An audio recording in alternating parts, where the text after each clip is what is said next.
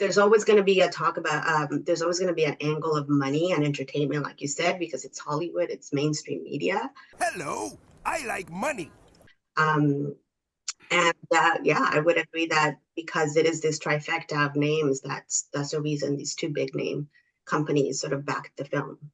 And I'd be curious to see moving forward if in fact they will be supporting filmmakers of different groups and put their money, put their money where it should be.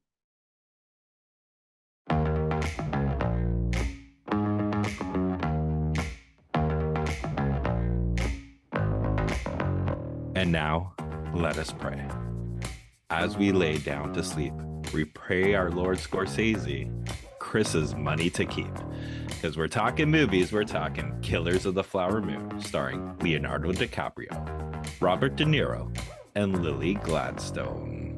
Written by Eric Roth and Martin Scorsese, who also directed, and based on the book by David Graham. Chris, just make sure you know the road. The Osage are sharp. They don't talk much. So that might make you feel like you gotta run your mouth to fill the space, especially you've been drinking. Better you be quiet if you got nothing smart to say. Don't get caught on that. It's what they call blackbird talk. Beep, beep, beep, beep. Cheep, cheep, cheep, cheep, cheep, cheep, cheep.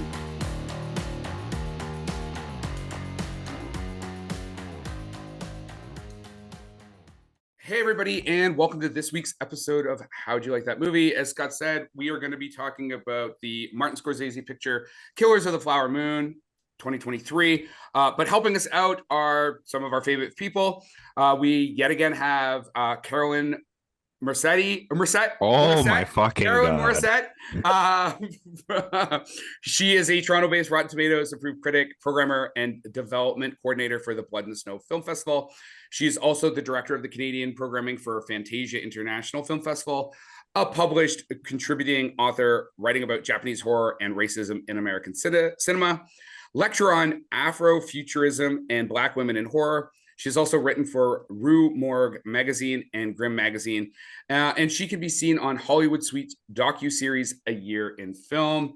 And helping her out and helping us out is Heidy Morales, a founding member of High's Musing, an alternative media website covering film, theater, along with other arts and cultural events. Heidy is also a Rotten Tomatoes approved critic. She's from Guatemala, and she now resides in Toronto, Treaty 13 territory here in Ontario, Canada.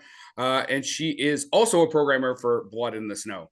Hey, everybody, if I missed anything, I'm so sorry, Carolyn. We really worked that, and I still screwed it up. So at least we're par for the course. Yeah, it's fine. Hello. Hi, everybody. So did I get all the appropriate bio information in there? Is there anything else that you really want to flesh out? I like cats. Actually, I love cats and anything furry and animals and four-legged. So yeah. Carolyn and I bond, dogs, cats. Yes.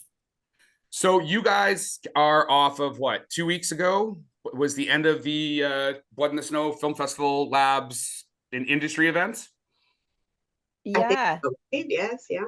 About 2 weeks. Yeah. And how'd it go? It was great. It was I'm still a little tired from it, but it was fantastic. The lab went off incredibly. We had great 12 projects from underrepresented filmmakers. They were all so fantastic. They had pitches, they met industry professionals. So it was really great. The lineup was great, Heidy, because I was more there in the daytime with the industry events. But Heidy could probably talk more about the screenings. Yeah, no, I actually agree. It went really well. I try to make it out for the evening side of things, because we have day jobs. And I think we had a really great turnout for the films that we knew were going to be big hits. It was nice to actually see people stay out for the after parties or continue from the industry events during the day into the evening and continuing to network. And I think a lot of people made new friends. I know I did.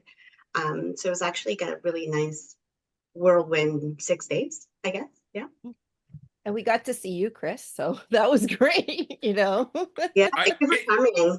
It wasn't great because I always wonder if it's like meeting me in real life. You're like, oh man, all that energy in real life, I feel like can be a bit like Well, you were busy, so I think we saw each other like in bits and pieces. And same with Yeah. Carolyn. I didn't see you all day, every day. But Yeah, so like I actually wanted to tap into some of that energy. Like everybody that was so like jazzed to be there, it was so great to see because you wonder like your head's in it like for months trying to figure things out and logistics and programming and everything, and then to see it actually happen. I know Kelly was really thrilled about just the festival overall, and he was getting such great feedback. So yeah, I really wanted to tap into your energy, Chris, because I was existing on pizzaiolo. So is there any, because I wasn't able to attend, is there any like embarrassing Chris stories you can let us know about? Not at all. I didn't witness any, so I'm sorry. You know, was you guys could have actually just made it up, right? no, Been I'm like, let me not. tell you. because I'd be like, oh, I mean that's quite possible that happened. Well, I saw him talking to one of the curtains in the event space at one. No, I don't know. No, it was great. Yeah, it was. I barely saw Chris though. Like I think we talked about 4 times. Think about At the around 4 screen, I think I times. caught you like Yeah. right before a couple screenings and just quickly like blah blah blah. And I know with Yeah. Heidi, I kept being like, "Hey, I'll buy you a drink later." Did I ever actually buy you that drink? I'm still Heidi? thirsty over here. That's what I was like. I'll be right back. I'll be I right bought back. my own drink. I don't need you. I don't need your help. I just stand here. The shoes on my feet. I bought them. I don't care. Actually, I do want to ask you, Carolyn, about something. The impromptu arm wrestling that happened on the what? Saturday. What? I missed that. I was shocked that that was happening, especially because I was like, did this suddenly turn into like a frat party or it's like, what is going on right now? Yeah, I guess that's what happens when the room clears out. I don't know. It was very it was very interesting. Were you arm wrestling at all? I was not. Just, okay, I was not. I was not. I know the individuals that were.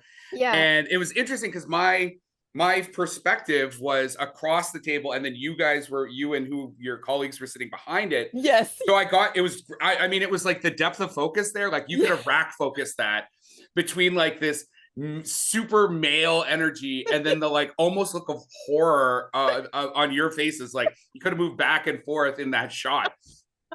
I did tell Kelly, I'm like, oh yeah, there is an arm wrestling competition. He's like, what? Was one of the interesting moments. Yeah, we were like, just as long no one breaks anything at the venue, knock yourselves out, you know. But yeah, I think we were having like some in-depth conversation. We hear raw. But at least it was when most people had cleared out. So yeah, it was fine. Was there anything that you guys want to touch base on about, Blood in the Snow that you thought went really well before we kind of get into talking about Killers of the Flower Moon?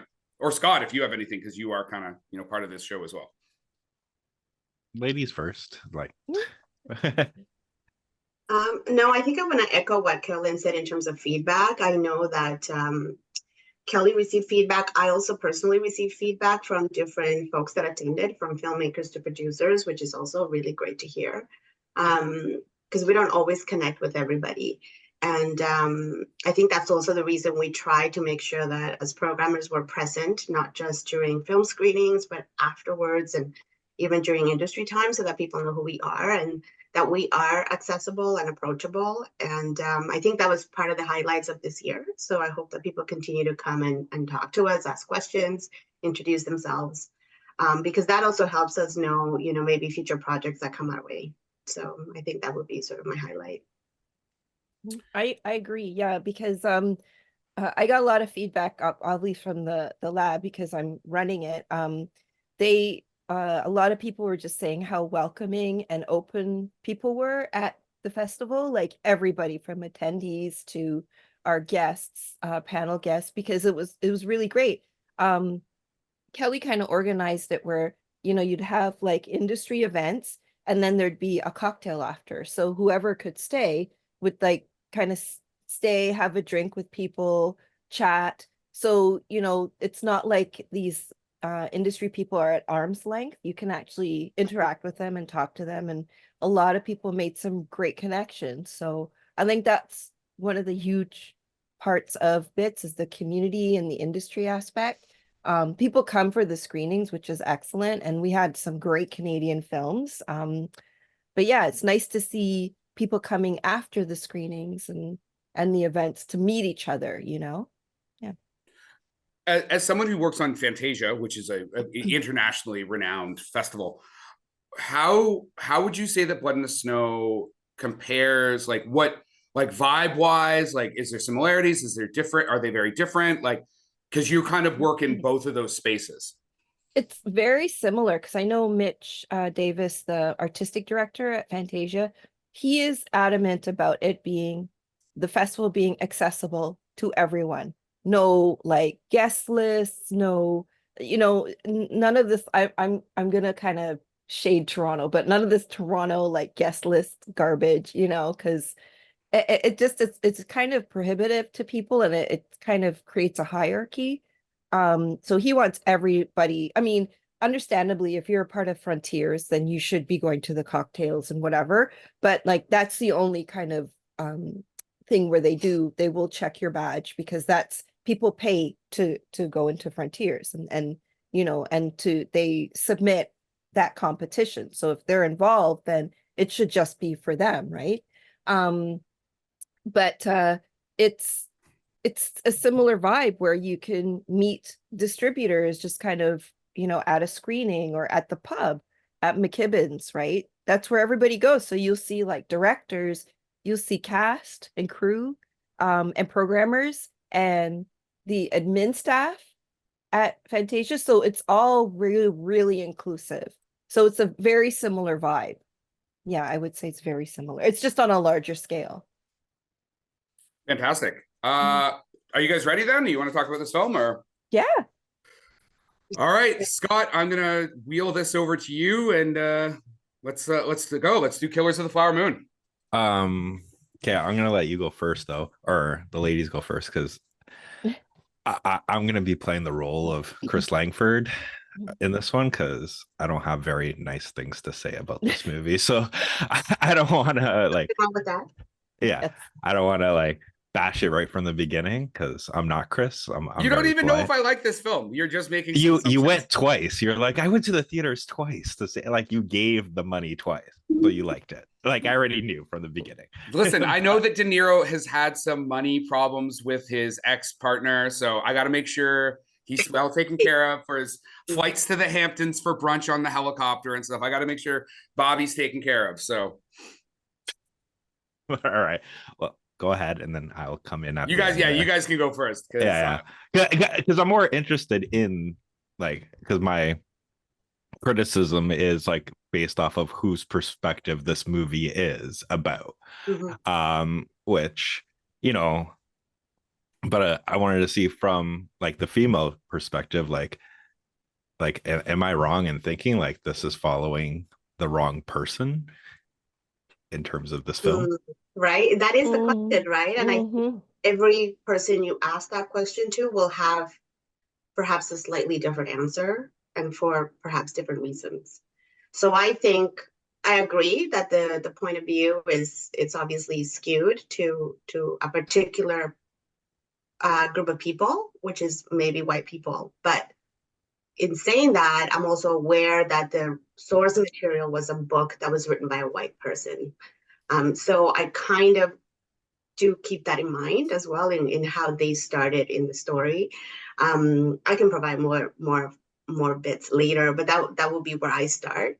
And from a cinematic point of view, Scorsese films always look good. So I will give credit to the production because it deserves the credit because he had a lot of money as well, right? So I'll let Carolyn add a couple of things. Well, my initial reaction, I was really angry watching this film because I'm like, wait a minute. Hold up. Wait a minute. Something ain't right. Because I went in, I didn't want to read too much about it because I'm, I have tunnel vision sometimes, and I'm always watching horror and what have you. And then when award season comes around, I kind of catch up on all the other films. So I heard about this. I'm like, oh, Leonardo, De Niro, Scorsese, they're all in it together, yada yada yada. I'm like, okay, whatever, I'll catch up with that film.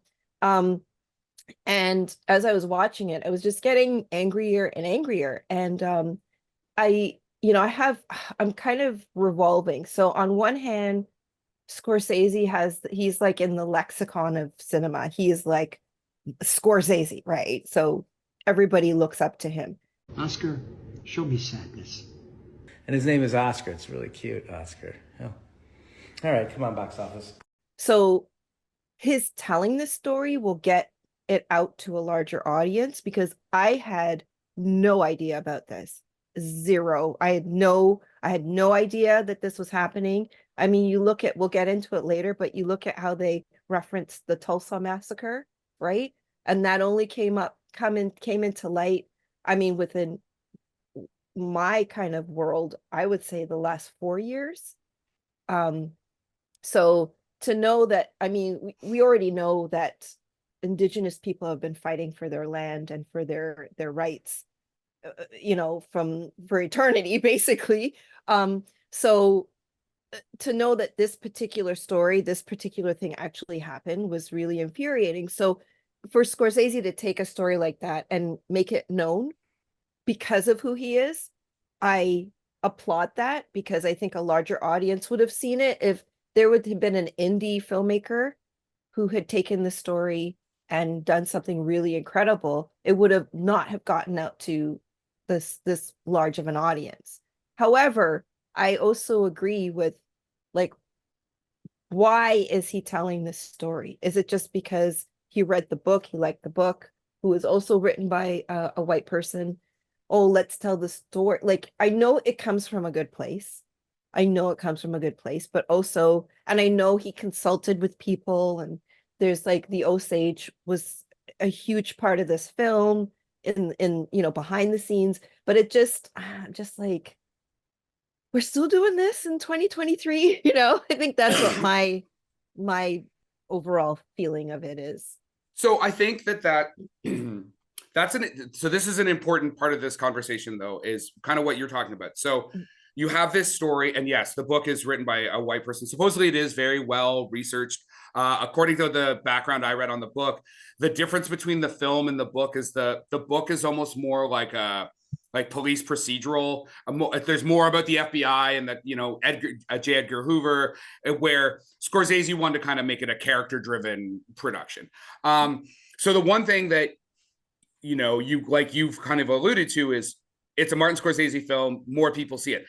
But it also gets a $200 million budget because it's a Martin Scorsese film, right? Like, Apple comes on board because, you got De Niro, DiCaprio, and Martin Scorsese as like a trifecta. That's how you get this film made. So the challenge, because unfortunately it's still the entertainment business, right? Like, Apple didn't even care if it, like, I'm sure they care, but it wasn't super critical for it to even do really well at the box office. Like, it's got a $200 million budget, plus your marketing budget on top of that. It did 155 million, but more importantly, it's currently number one on iTunes at a price of like $25. So Apple is going to continue. First off, it gives them content for Apple Plus, and then they can keep recouping money just on people watching at home. I think it speaks to, and feel free, definitely, I'd like to hear your perspective on this. I think the way we can get these stories told properly is sort of like what you guys are doing with The Lab over at Blood in the Snow, is that we don't have those big name directors quite yet. Not at, like you said, not those quintessential, lexicon, people who are in the lexicon of film that are, I mean, they're starting to be with women, but like POC and some POC, Black filmmakers and stuff. But until we raise up those Indigenous filmmakers, they're not going to get $300 million budgets. And again, I'm more than happy to have you tell me I'm wrong there. No, I would agree, and I know that was part of the deal with Apple, right? Because Paramount Plus also was in that deal, and they're both making money off this film, and Apple sort of took a back seat. to having the film do this global release in cinemas that Paramount Plus benefits from. And then now, like you said, iTunes is going up in numbers. And so Apple is doing really well because they agreed to release it in time for this campaign of your consideration award season type of releases, right? Or re-release, if you will, for some films. So there's always going to be a talk about, there's always going to be an angle of money and entertainment, like you said, because it's Hollywood, it's mainstream media. Hello, I like money. Yeah, I would agree that because it is this trifecta of names, that's the reason these two big name companies sort of backed the film. And I'd be curious to see moving forward if in fact they will be supporting filmmakers of different groups and put their money, where it should be. Scott, you haven't said anything. Okay, so like with me, I'll preference this. I 100% agree. Martin Scorsese movies look amazing, but I also think like now he is the old man fucking screaming at the clouds. Can't you just use this recent photo? Because I think like you're saying with Apple Plus, Irishman with Netflix, this is the guy who was 2 years before bashing these streaming services, saying they're not making films, they're just making content. But then when the studios don't want to, when he has like, I'm gonna say envy of superhero movies because they're getting made for $200 million and he can't get his movies made for that, he goes to these streaming services, and now it's okay, right? But in terms of this film, I had no issue following technically, and spoilers, the villains of this film. Like, and I don't think it's a spoiler because they kick the thing off pretty quickly. What the fuck is going on? You know what I mean? Like, I will pay money for like a Halloween remake where I'm just following the point of view of Michael Myers. Like, you give me that first scene for 2 hours and just him in his head wanting to, crochet. That's all he wants, right? And these people are in his way, whatever. I will pay money for that. Like, the villain perspective. The point when I had issue of this was when you get to the third act and it's the podcast that's not a podcast, when they're doing the radio play. Oh my God. And then when technically Scorsese has the audacity, because he's the one that's now going to read her obituary, and he's all sad, and then he goes, there was no mention of the murder in her obituaries. I'm like, when you have technically, if she was so vital to this movie and she was so vital, and Jesse Plemons, who comes in for 15 to 25 minutes of a 3.5 hour movie, has more lines than she does and is seen more than she does. That's what turned me off completely of this film, because you can't make her so vital that she's an afterthought through, like, half the time you don't see her. She's just, bedridden or whatever. And then have to me, the audacity to come up there and pretend you're crying over her obituary. I'm like, you didn't give a shit enough to make her vital in this film to try to turn it around at the end to be like, woe is me, like, look at me, I'm awesome kind of thing. That's what completely turned me off of this film. May I add a comment here? So it's funny you mentioned that, because I've seen this film twice as well now. And on the first time I was thinking the same thing, Scott, right? It's like, also WTF. And then on the second sit through the film, then I'm thinking, okay, maybe they're trying to show me that this is in fact the way it's always been. The point of view of a lot of these stories has always been through this white lens. And it's sort of kind of concretely showing the audience, this is the way that we've been feeding you stories and history for a lot of years. I'm not making like, I'm not taking their side by any means, or Scorsese's side, but I can see how it could work in like another angle, but it's still very enraging to it's through, right? And then it kind of goes back to the source material, because the source material in the book, the character of Tom White was kind of pivotal because it was a procedural, like Chris was saying. So that's also why we see that, the character of Molly wasn't as well developed in the film, even though they're trying to sort of incorporate more of an indigenous perspective, right? So there's a lot of conflict as you're sitting through the film. At least that's how I was sitting with it. I agree, because yeah, like the Scott, you really nailed it. I was watching it, the ending's coming up. I'm like, what the hell is this? Like, what is, you're reducing everything. And thank you for bringing that perspective, Heidi, because it kind of it reduces it to this radio play where people are like, oh dear, that's so terrible, where you're kind of flipping to the newspaper, you see like a really horrible, oh, this indigenous person was, murdered for their money. Oh, that's so terrible. So it kind of really takes you out of it, right? So I think that's a really interesting way and valid way of looking at it. But I was like, are you kidding me? I maybe they're doing it to incite that emotion, so that people do get angry and say, this is not how it should be told, like, I thought it was interesting, the cast too, like Larry Fessenden, who is like, indie horror name, producer, director. I'm like, is that Larry Fessenden? I actually met him this summer and he's awesome. He is quite a character. And like Jack White, it's just really interesting, the people that they cast for that radio play. I thought that was really interesting choice.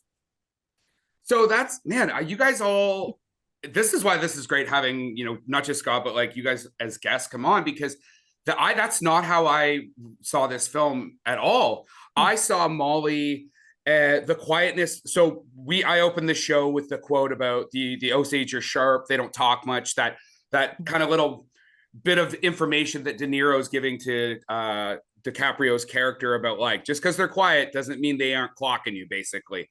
And that's what I took from Molly, is she's just like sitting there like, you white people, you just want to talk. You always want to talk. And she is, just because she doesn't have lines doesn't mean she's not important. And I at no point did I feel like she was being marginalized in the story.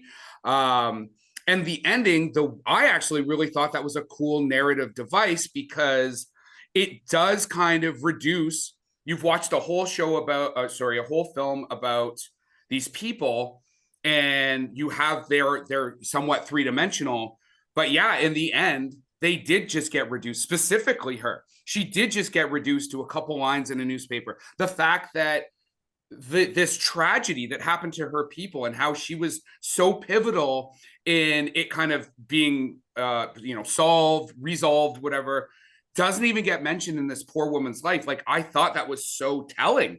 So I saw it as like this masterful way to tell that story. As only, like, again, Martin Scorsese as a white director can tell it. And I think it is actually good that he didn't try and tell it from the Osage perspective, because he can't do that. You need in my opinion, you need an indigenous director to do that lens properly. So I think that by showing it through the white man's lens was the best he could do with that story, because I think anything outside of that would have gotten like really inappropriate. So yeah, I mean, and that's the validity of all of our opinions, right? Because we bring different knowledge and experiences to watching these films, right? You also make films, Chris, so you also appreciate things about the film that are perhaps different from what I appreciate, because I'm not a filmmaker. But I do think it's an interesting device, like you mentioned. And I've been watching some of the interviews or reading some of the interviews with Lily Gladstone, and she's saying, she doesn't dislike the character. I think she did her character justice, and she agrees that, in her opinion, they did as much of a true character that they could build because there wasn't a lot in the book about her. Obviously, there was research for the film, and yeah, she is sort of in the film quiet, but a very strong person, because otherwise, why did they have to kind of shut her up the way they did, right? So there's a lot of strength in her character, and I understand that. But I think it would still be interesting to see, like you mentioned, if an Indigenous filmmaker and crew were to make this film, how they would actually represent the fact that Indigenous people are very funny, they're very talkative, but it's also done through that perspective that we don't have because we're not of that group. I kind of want to add to that because I want to kind of bring up this. So there's like a, I guess, I don't know what you like, not a stereotype, but like an archetype of the strong Black woman where, you know, you're strong, you don't say anything, you know, you're tough, you don't show emotion. And I feel like sometimes that actually is a stereotype. And I kind of felt like that as well. Like sometimes being silent is a cultural thing, right? And I don't know enough about Indigenous cultures to know whether that stoicness, that silence is just a cultural thing, or if that's just kind of a stereotype that's being perpetuated, you know, where she's very stoic. And, you know, to me, that translates into, as you were saying, Chris, mistrust. So they don't trust the white people, so they don't want to say too much. They don't want to give them too much fodder to because obviously Indigenous people's best rights are not in the first thing in like William's mind, right? Ernest's uncle's mind. So it just, I'm really conflicted with a lot of stuff in this film. Like, you know, it's just that stereotype of a stoic Indigenous person. And I don't know, is it because of it's not because of the lack of language, because everybody can speak English or Osage. So it's not that, but I don't know. These little things kind of popped up in my head when I was watching it. I'm like, really? And also I have to say, speaking of language, two things. Hearing Robert De Niro's character speak Osage just made my skin crawl because you know he's doing it for his benefit. He's slithering into their community and their culture like a poison. And he's just getting into their system and he's learning their language. And it just made my skin crawl. So I commend De Niro for that, his performance, because it really made me feel like ill and creeped out. And also their language consultant, what's his name? I looked it up here, Christopher Coate. He also had he has mixed feelings about the film as well, because he wondered, you know, he appreciated the collaboration with the Osage people, but he also was like wondering what an Indigenous person would have done with this film. So it's just really interesting. I mean, on the topic of thoughts, I mean, Devilry Jacobs, you know, she basically had a really long thread on Twitter, but essentially it starts with, I have thoughts, I have strong feelings. This film was painful, grueling, unrelenting, and unnecessarily graphic. And I mean, I anybody who's listening, I would recommend just going looking at her tweet. I'll throw it in the show notes as well to check it out, because it is extensive. So I found this film, first off, the 3.5 hours actually kind of slipped by. Like the pacing was perfect for this film, but it made me very angry. Like angry, not as in like I'm angry at the filmmaking, but it did invoke that like injustice. They did such a good job of making you feel for these people and like almost want to scream out, like you're just watching people just get murdered one after another after another.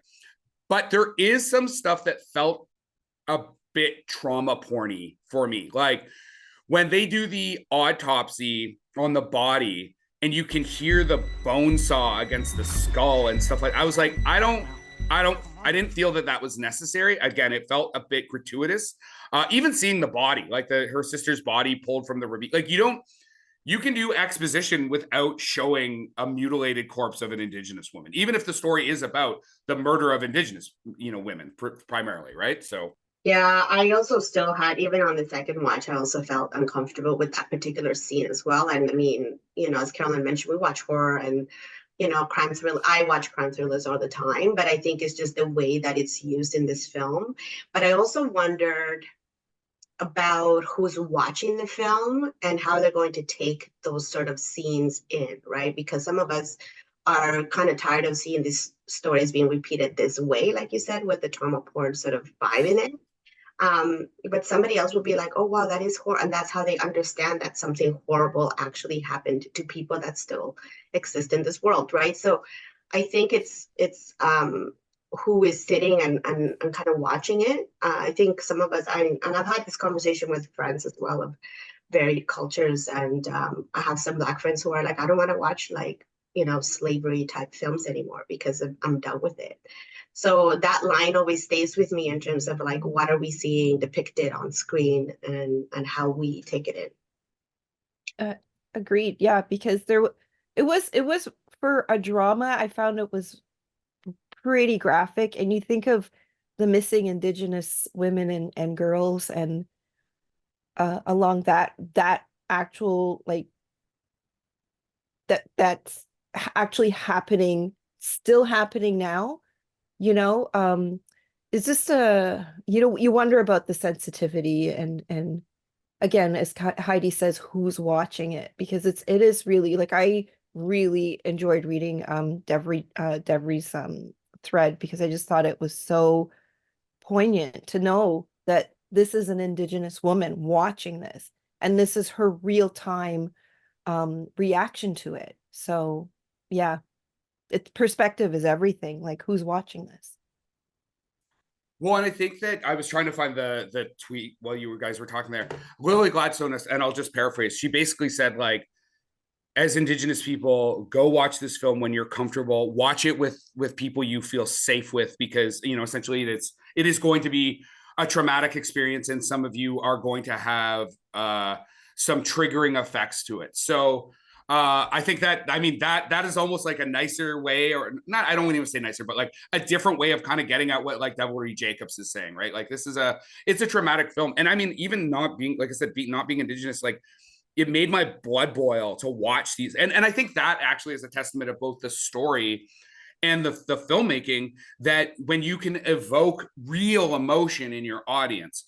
I mean, they had a great book that they're coming off of. The writer of the book is Killers of the Flower Moon, American Crime and the Birth of the FBI by David Grant. So he's a staff writer for the New Yorker. He also wrote, actually, and as being, you're South American, correct, Heidi, or Central American? I'm Central American. So the same writer did The Lost City of Z, A Tale of Deadly Obsession in the Amazon.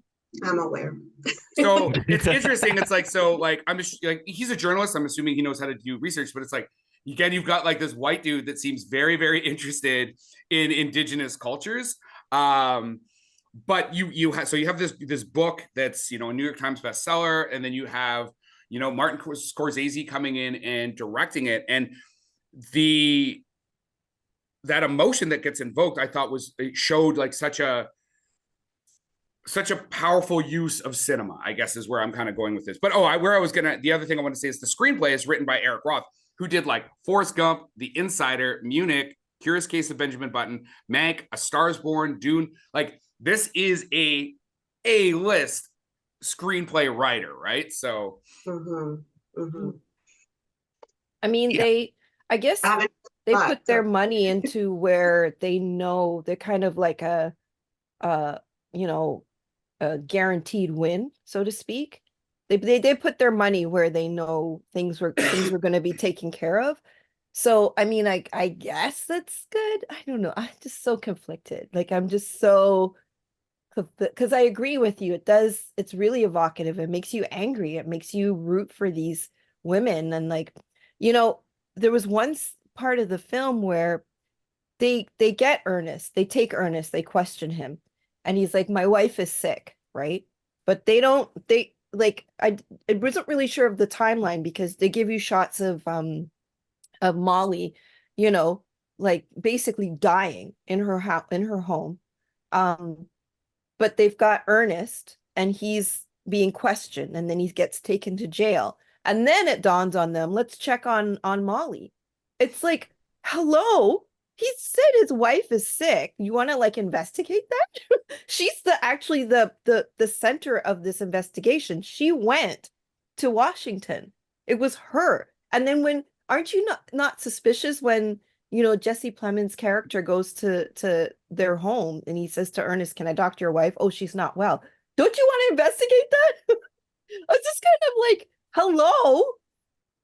So I was wondering what that timeline, it just seemed like, was it a week? What is it, a couple days? What's happening here? Go look in on her. Yeah. Like I don't know, just was it the same night? Because I was scratching my head. I'm like, go look after her, see if she's alive.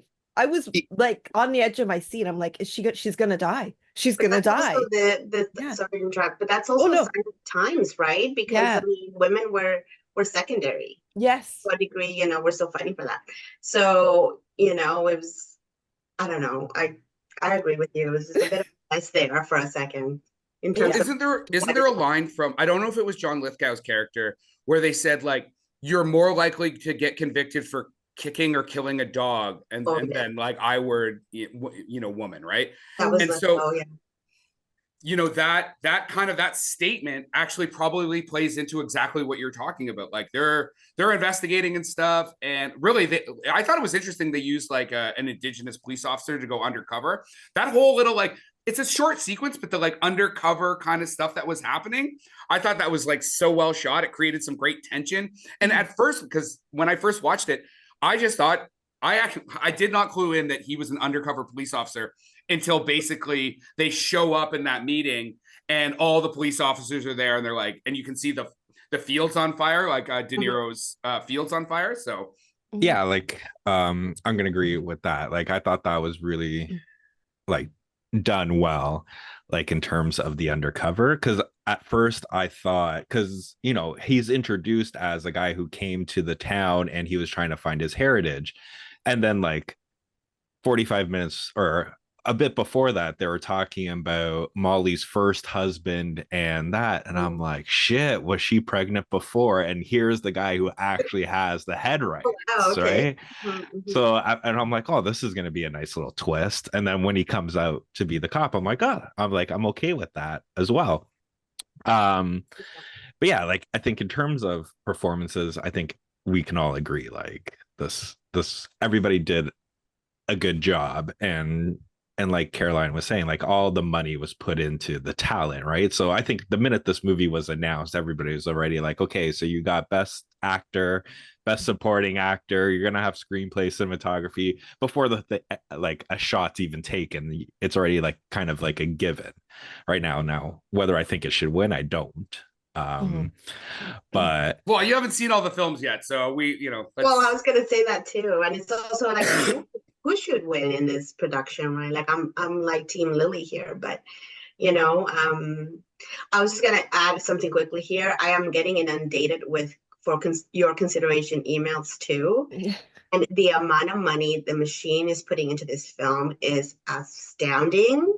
They have done like Deadline, Hollywood articles, The Wrap. There's like YouTube videos of, the design, the costume designer, the AI person. Like there was so much money going into this campaign. So don't be surprised if it ends up on a ballot. Well, and I hope. Oh, go ahead, Carolyn. Oh, I was just going to add to that. The photographs, those were incredible, like incredible. They replicated them so amazingly that I felt like, because I have some we all have old-timey pictures of our relatives, right? So I have some from the 30s and whatever. It made me think of my old family albums. Like, I just thought that reproduction was incredible. Like, so I have to give them kudos for that. Yeah. Yeah, I mean, so the cinematographer is again also it's Rodrigo Prito. I'm probably not saying that last name properly. He's a Mexican cinematographer. It's funny though, he also worked on Barbie. So he was the cinematographer on Barbie. Then he's the cinematographer on this. But he also had an Academy nod for Brokeback Mountain. He worked on The Irishman and Silence and The Wolf of Wall Street. And I would say that Silence is the film that most resembles the aesthetic of this. And maybe it's because it's big, sweeping natural landscapes versus say like Goodfellas or Casino, which is like a contained urban jungle kind of thing. Just from a cinematic experience, like I said, the reason I watched it twice, and I would to any of the listeners, I would recommend if there's still an opportunity, watch this in a theater. And then for the second time, you can definitely watch it at home just to pick up some of the little nuances you might have missed. But like, this was a cinematic experience for me. I think that this is, I honestly think that this is one of Martin Scorsese's best films. I know we were kind of joking about this before we started recording about like, if none of us had watched this, what kind of random things could we say about the film? But I mean, I think if you were to separate Scorsese's career, I mean, you could really put it into three, like the, Taxi Driver and stuff like that. Then like Goodfellas, Casino, that kind of era. I think that like, this is up there with, I honestly think that like, I would put this up against like Casino. They're very different movies, but like, I mean, Scorsese firing on all cylinders with all the access to whatever he needs. I mean, Goodfellas is one of my favorite movies, obviously, because I'm a middle-aged white man. But I think Casino has a lot of like glit and glam and a lot of pomp and circumstance. And this is big and beautiful and cinematic. And I just think that like, take all the political stuff aside, just as a film, as a crafted piece of narrative work, I thought it was just so well done. Mm-hmm. I mean, that's also why I started with that comment, right? Because I do still think of it as a film to think about that a lot of people worked on, and we're committed to make it a good film, right? And I do want to give a shout out to the music by Robbie Robertson.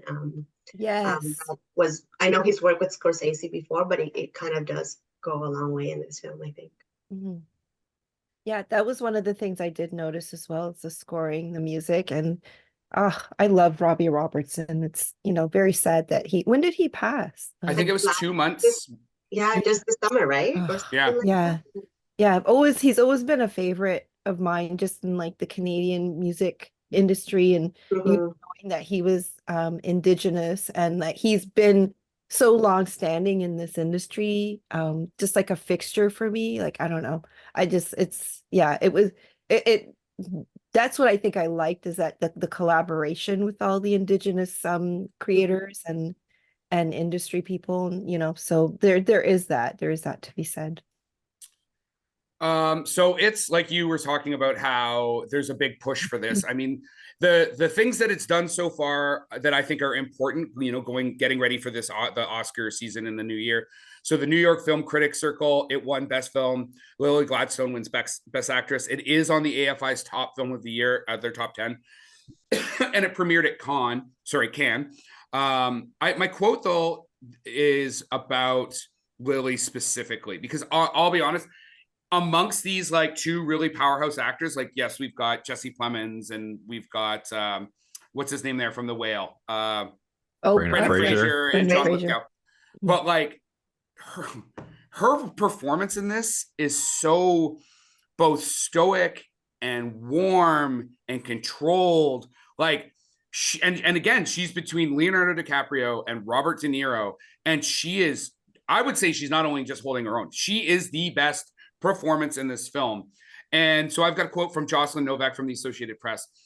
Leonardo DiCaprio and Robert De Niro both turn in superb work, but Gladstone, in the rare Scorsese film that gives center stage to a female character, is the emotional core here, and it's her face that stays etched in our memory. 100%.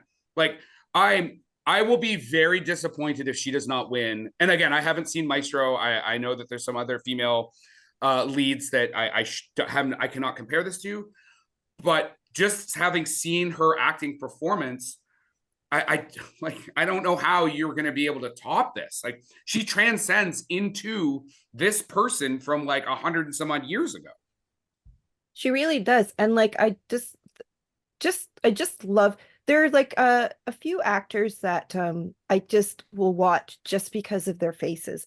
There's a young Black actor. He was in a film called Black Box, and he starred in Archive 81. And just his face, his eyes, everything about his face. He doesn't even have to say a word. He just transmits the emotion from his face. And I felt the same with Lily Gladstone. Like her eyes had this spark of energy. Every scene she was in, you could see the energy in her eyes, and she really conveyed the emotions that were happening in each scene. Whereas she was like dying, you could see her eyes, the light was just kind of dimmer. When she was flirting with Ernest, you could see that spark. Like she's just brilliant. And I really do want to see them. What film was she? Was it called A Creative Woman? Was Certain that it? Women? Certain Women, yeah. I want to see that because I've not really seen her in much. So I really do want to add to my Lily Gladstone catalog because she's a real gem. Yeah. Yeah, so films that so Certain Women is probably one you're going to want to see, and The Unknown Country, and then she has a minor role in First Cow. Okay. Oh, right. I forgot about that. She kind of reminds me of, and Scott and I have talked about this on the show before. So Benicio del Toro is actually almost notorious for asking for less lines, like going into scripts and being like, I can do that with my face and stuff.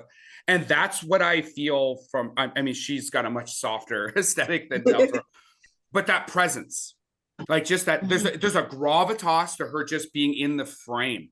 Whether even when she was like with her sisters and there's the three of them, she's just, there's this power. And I'm so excited to see where her career goes now, because again, to be in a film with all these, you know, possibilities and be the big shining star between you know, outshining De Niro, DiCaprio, and Scorsese himself, you know, as the filmmaker. Like she really does come alive in this film, and she makes this film have a, I don't know if warmth, a life. Like you care, you know, past just the dialogue, because you care about her, it invokes the emotions that you want because you are angry of what is happening to her and her family. You know what I mean? Yeah, but it also, it's not just what, you know, DiCaprio and De Niro's doing to her. Like, think of the scene she had with her mom before the mom dies and sees the owl, right? Like, what does she say to her? Like, she doesn't even want her there. She wants the other sister, right? She was like, you know, her mom pretty much is telling her she's a disappointment for getting with Ernest. And, you know, she really just loves the is Anna the older or younger? Anna is older. Yeah, so it's Anna, that, you know, the wild child. She's the one that she wants. And then, you know, just to see how Lily performed that, where she's just literally devastated and being like, I'm here, and then she's like, yeah, no, right? And then they go get Anna, who's like drunk and, you know, sobers up with her mom, but they still have that moment where it's like just before. And I think the way they depict it, like she's kind of like the tragic character to begin with, right? She's like the sought after. She's whatchamacallit, she's the MacGuffin technically for like Ernest and De Niro, right? Like they have to get hers to get the head rights. And then it's just this whole little thing where, you know, to quote Patrick Swayze, man, they put her in the corner for most of this movie because you don't really see her anymore. But she fights to be seen though, right? Right. And that's you know, I sorry, I apologize for interrupting. No, I was just saying, through the whole film, she's fighting to be seen, and for her family to be seen, and for everybody who's died, right? So I think it's a heavy role, like a very heavy burden, I guess, for lack of a better word. But you know, she continues to push through even towards death, right? Yeah, and I would have, sorry. Oh no, go ahead. No. Yeah, like for me, I would have loved to seen like the stuff you hear between DiCaprio and De Niro, right? Where it's like, you know, she's stubborn, she's headstrong, she's the one that's getting the private investigators because she's like, fuck it, the police ain't doing shit, right? She's the one that's going to the council and be like, we need to go to Washington because we need this shit, right? But you don't see like you never get to see her actually perform that stuff. It's always the third party, and that's why they have to like, we gotta like quiet her up a little bit and do what they did. But I would have loved to see that where she's like standing there like fucking just taking control of everything, like this is what needs to be done, right? And to see why De Niro is so scared of her. Well, you mentioned the council, that speech, I was like, yes, yes. And I was wondering, I'm like, okay, my hope and my dream is that they said to the actors, okay, what do you think the council said? They would say, right? Yeah, I would hope that they said to the actors, okay, you all sit and talk and kind of come up with what the council said, because I was just like, I was sitting here in my room going, yes. Because I just thought that was so brilliant, and just like you could tell like those actors were feeling those words, they were feeling it. Yeah, I agree with that. A second scene that I want to mention that I really loved, you already mentioned it, was when she's sitting, Molly's sitting with her sisters before she formalizes her relationship with Ernest, and they're sort of speaking in their language, and they're actually describing, like she knows very well what she's getting in Ernest, right? Like, yeah, he wants money, but not a lot. Like, there's a lot happening in there. And you see Molly in a different light. She's not being stoic or super strong. She's being herself in that element of being with her sisters. That is a scene that I think will resonate with a lot of people. Well, and the topic of like the actors all being kind of like in the groove with each other, that famous scene of, I don't know what you just said, but it must be handsome, Indian for handsome devil or whatever. And she laughs, was improv, right? Like that was just improv, but they are so in sync. They are those characters. Those characters are living and breathing and interacting with each other as real people at that time. And that scene is, that's so perfect. I love, excuse me, I love Lily Gladstone's just mannerisms. Like just these subtle little acting things, her little chuckle. She's fantastic. And just to Scott, so the mother is played by Tantu Cardinal. She's a pre-Métis woman from Alberta. So I love her. There's a film, it falls around her, right? Is that right, Heidi? Yes, I love it. That movie is so good. If you can check it out, I think it might be on CBC Gem or Canopy. It's on a lot of free streamers, so if you can check that out, she is incredible in that film. Yeah. Filmmaker is Darlene Ponce, whom I love as well. Yes, I love Darlene stuff. Yeah. So it's got a 93 from the critics on Rotten Tomatoes and an 84. I'm actually surprised that it's not higher with an audience. So I don't know, because I don't know what you would be going into this film thinking you're about to watch. Like sometimes you get low audience scores because they thought the movie was going to be one thing and it was something else. Like this film definitely, it was the best version of what I thought I was going to see, but I had no misconceptions of like what, like I didn't think I was going to go in and watch Tommy Guns and Gangsters or whatever. Like I don't know what people thought so I don't know, what do you guys think would bring down this audience score? I think it depends where the audience is coming from, right? Because I think now that it's probably available more widely outside of the US and generally North America and Europe, people may not have known the story. People may not like the length, right? I still kind of get a little uncomfortable when I read, 2 hours and 14 minutes, right? And I'm like, oh gosh, right? So sometimes even just reading that the film is long, people get turned off by that.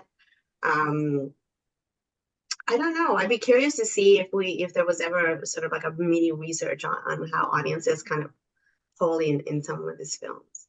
I agree with you, Heidi. I think it's primarily the length, because I think over the last 3 years, people's attention spans have reduced. And especially if it's in the theaters. So if you're gonna go to the theater, you have to carve out a chunk of time to sit there and watch that movie, and there's no intermission. So I think that would turn people off, the length of the film. I actually thought that the time flew by myself. Like from a programmer stance, I'm like, are you kidding me? 3 hours?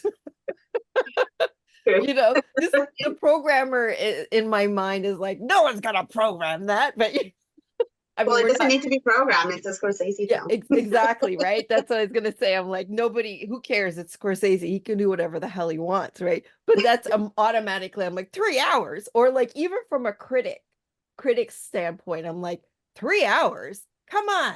But it flew by. So I do agree that you don't be put off by the length. Like if you're gonna see it, just watch it. Like, and especially, I mean, watch it off of Apple. If you're worried about that, you can pause it. It's a pause button. But yeah, I think that the length is putting people off as well. And I wonder if basically they're kind of apprehensive because of what we've been discussing, like who is telling the story, maybe they're kind of apprehensive about that and supporting a film that is actually done by, an Italian American like white director and written by 2 white men, right? So possibly, yeah. Scott, what do you think? No, I was gonna say I would agree. I think in terms of the negativity, I think like with like we were saying before, like with Devery Jacobs and everything like that, her putting out her thoughts on it, a lot of people jump on that as well, right? And some people could not have even watched the movie and they're just jumping on what she's saying and bringing down the scores, right? And who knows, maybe it's just an influx of people who like Marvel movie and they're like, fuck Scorsese, right? Like, Oscar, show me sadness. And his name is Oscar. It's really cute, Oscar. Oh. All right, come on, box office. He keeps on talking bad about superhero movies. Right? Well, audiences keep not showing up for those same superhero movies. So no, but what I'm saying is, like, like he bashed them for so long, like, people are and the whole budget. Yeah, exactly, right? Like, who knows? And in context, Scorsese's best movie was Cape Fear, but I'll stand on that. I'll stand on that one. It's good. It's very Agreed. De Niro's wild in that film too. Actually, so De Niro's wild, but what's her name? Jennifer, or not Jennifer. It's not Jennifer. Juliette Lewis. Juliette Lewis. Those like the interactions between like that classic scene where like doesn't he stick his fingers in her mouth or something like that? Like it's intense, man. Creepy. It's so intense. One of the things I want to bring up about Devery Jacobs before we start to wind down here is I think it's interesting that she is making these comments. So she was in a film by the late, great Jeff Barnaby called Rhymes with Young Fools. She was the lead performer. The character's name was Alea. And there was actually a test similar to the Bechdel test about Indigenous representation modeled after her, where a character can't fall in love with a white man, can't be like brutalized or raped or any of these types of things. So I just thought it's just an interesting coincidence that the actor that played this role that is now used as a litmus test for like strong female Indigenous characters on screen is making these comments about this Scorsese film. Yeah, it's pretty. I mean, I can think of one character. I'm hoping I'm getting this right. In Night Raiders. Yes, I think she would pass that test. Absolutely, yeah. But look, that's what's her name? Dennis. Who's the director? The female. She also worked on Reservation Dogs. Oh yes. Is it Denny Goulet or Goulette? Oh, I'm so bad with names. Right. Yeah, Goulet. That's right. Let me look it up. I think it is. Oh my God. Denny Goulet. Yeah, I think so. Yes. So that would, because I mean that. So if you you have an Indigenous female behind the, I think she's one of the writers as well. So she's not going to go and write a character that is brutalized, right? Like she's going to want a strong matriarchal protagonist. Yeah, for sure. Sorry, my sound going weird. No, you're good. Okay, for me, it's okay. My mic keeps going weird. Anyway, yeah, because I feel like, I think that films coming out now will probably pass that test. But I think that's a really great thing to do because, and I think, I think it should be done for all like women of color characters. We all see a lot of them falling victim to, stereotypes and victimization. So yeah, I think that's a great thing. And which I guess you would agree that the advantage, this is why it's important to have people telling their own stories, both as the writer and as the, person directing the camera itself, right? Because only you know more about being a Black woman than I know about being a Black, right? So. Yeah, no, and I don't know, I think it's really interesting. And I also wanted just to jump off of this. I don't know, I don't think there's really any segue, but, going back to the film mentioning Tulsa and like the first murder of an Osage person within this context of the film happened like a few days before the Tulsa massacre. And I think it's really, really interesting. I can give you a link to a couple of articles, Chris and Scott, but I think it's really interesting, like that I would love to see more of a tie-in. And if there were, any people kind of intersecting with that whole, like maybe they knew someone in Tulsa or someone from Tulsa was in the Osage County, or I think that whole thing is really intriguing to me. And also I would say like the Osage murders, that's basically domestic terrorism to me. Like Tulsa, like there's also a Philadelphia bombing, the Move group. I think that was in the 80s. I'm not sure about the 80s.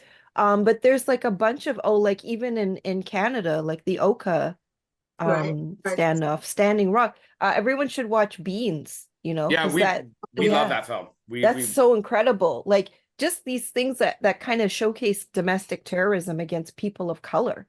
And that doesn't really get showcased. So I think that's a really important point that Killings of the Flower Moon is showcasing, yeah, I just to put that out there, because I don't think it gets showcased enough or talked about enough. I would agree. There was a scene in the film that is just returning to me where there was a bit of a parade. I don't know if you remember. Yes, and the band is there. The vets are coming. It's like the first so there's like an indigenous kind of float in the very beginning, I think. And then you see, I think the clan is after them. And there's like local people who you've seen characters in the film being part of that, of the clan. So I'm sure there's other ways that you can find historical information to tie in, who knew who was part of which group, aside from obviously the obvious villain here being Uncle Bill, right? So the historical side of things would make another rich film or topic to discuss. And I hope that my wish, another wish, Carolyn's wish list, my hope is, is that when Lily wins her Oscar, because I'm just putting it out there, when she wins it, when she wins, all the rest of the awards, my hope is, and I feel like she's going to do this, is that she's going to take that momentum and she's going to lift up other Indigenous filmmakers and do her own projects. And I can't wait to see that. I'm putting that out there. I can't wait to see that. Scott? I thought that was a good place to end it, to be honest. Sounds good. Yeah. Unless you guys say, I agree. I think that's a great, I think we all want that for her and for her, again, underrepresented filmmakers as well. Unless there's anything else, we will thank you again for coming on the show, and we look forward to having you guys on again. We love having you guys here. So that's fun. Thank you. Thanks for asking us back. It's great chatting with you both. Yeah. All right. Well, enjoy the rest of your day, and send me whatever links you want, and we'll make sure they're in the show notes. Okay, sounds good. All right, bye guys. Okay. Bye. Thank you. And that is our wrap for the day. Please like and subscribe to this podcast. Tell your friends. If you want to get a hold of us, reach us at the www.howdyoulikethatmovie.com.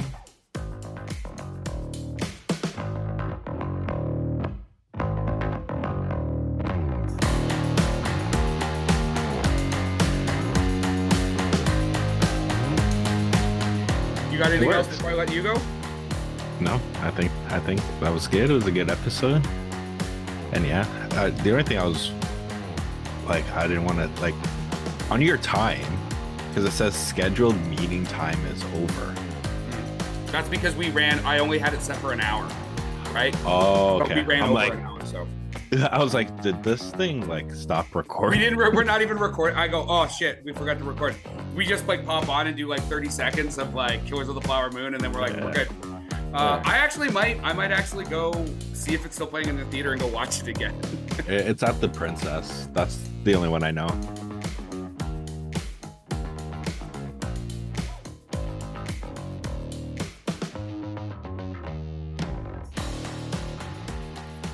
Production by Rod Shaver, Vader Monkey Productions.